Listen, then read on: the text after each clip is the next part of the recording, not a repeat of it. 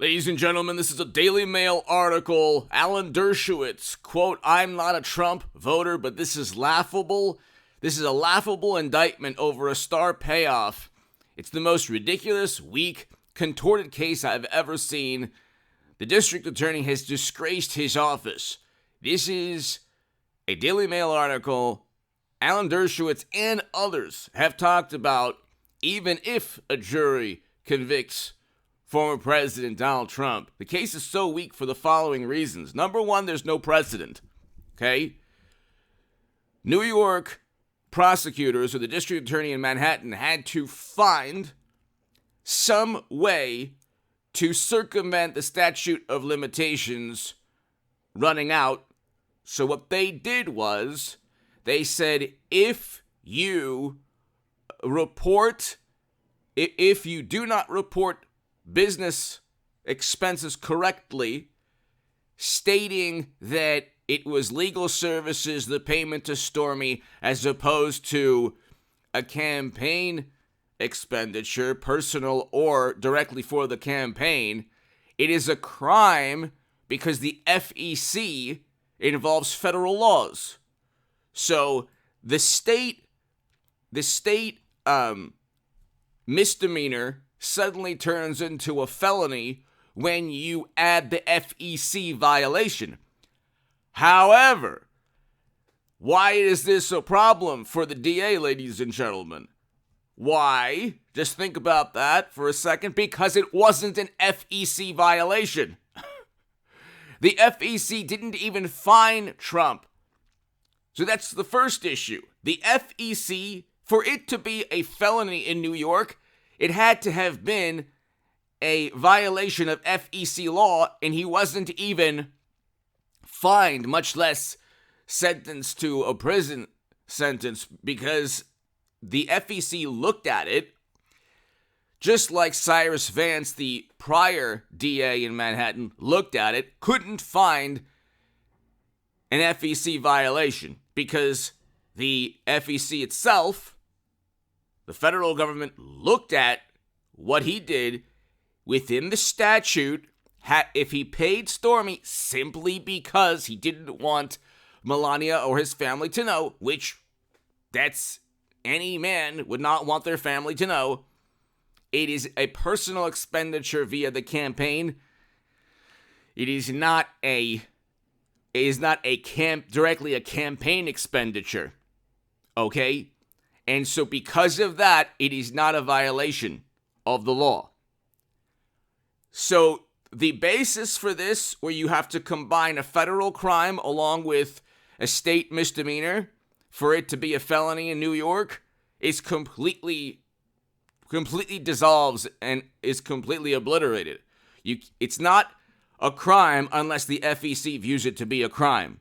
And the FEC didn't even view it to be a crime. That's number one. Number two, the former DA, federal government, the DOJ, already looked at this. They knew they didn't have a case. Number three, Stormy Daniels, her lawyer, wanted to run as a Democrat in 2 years ago.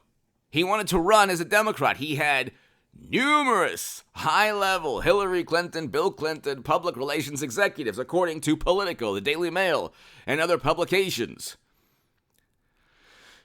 So he had he had a Ready for Hillary and a super PAC. Okay, so Stormy's lawyer throughout this entire saga had a Hillary Clinton super PAC, and I think Hillary will be the 24 nominee. So just that alone should throw this thing out the window on appeal. And I don't even think they'll get the conviction, but it's a New York jury, and the whole thing is political. They despise Trump. Hit subscribe to this channel. I'll have a live stream tonight at around 9 p.m. or so, 9:30 p.m. Pacific. So hit subscribe to this channel right now, ladies and gentlemen. We're over 204,000 subs. This thing's going to be thrown out on appeal. It'll be yet another victory. Look, initially, When he wasn't indicted, it was a political victory for Trump. Then when he was, it was a political victory for Trump. Then when it'll be, if he's convicted, it'll be a political victory. And then when it's thrown out, it'll be a political victory because everyone knows it's nothing to do with the rule of law. If you want to talk about the rule of law, morally superior Democrats, where's the indictment of Hunter for serious crimes, not just financial, or Hillary for servers siphoning classified data onto servers? I mean, you don't have to know anything about technology to know it's impossible to do so.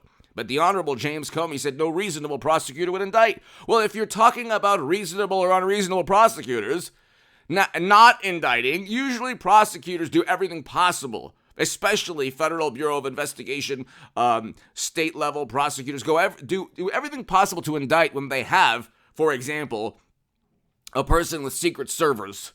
Okay, you would be fired from Microsoft or Apple or, any company if you had a server set up. If you were siphoning the data from the corporation that was paying you onto servers outside, you would be fired from that company. But anyway, so when you talk about, and I wrote about this in The Hill, the Huffington Post, Salon, the Jerusalem Post, the Federalist. Go to hagoodman.com to read my writing. The link is below to my Patreon, to my new Patreons. Thank you. And this will be thrown out. I mean, this is like, and the super thanks is below next to the like and the share buttons. Be here tonight for the live stream. This will be thrown out for a number of reasons. So the statute, the law, the legal theory is nonsense.